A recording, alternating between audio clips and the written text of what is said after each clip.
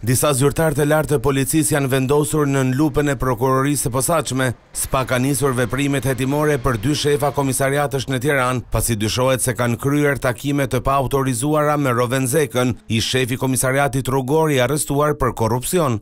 Burimet sqarojnë se organi i posaçëm i hetimit ka marrë deklarimet e të paktën 2 shefave të komisariateve, ndërsa është sekuestruar dhe një pajisje telefonike.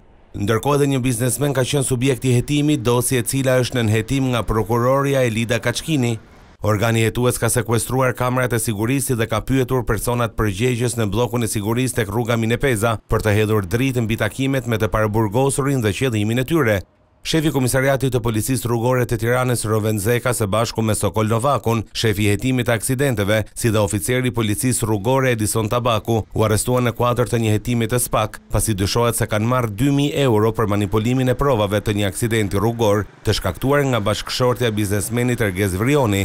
Sipas dosjes hetimore dhe përgjimeve, ka qenë oficeri Tabaku i cili e njihte biznesmenin Ergez Vrioni, bashkëshortja e të cilit bëri aksident, ku i ka kërkuar shumën monetare për të mos arrestuar Anisa Vrionin.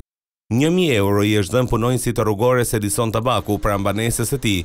Vet Tabaku më pas është takuar me biznesmenin në një lokal afër komisariatit të policisë rrugore, ku i ka kërkuar edhe 1.000 euro të tjera, duke i thënë se ka persona të tjerë mbi kokë.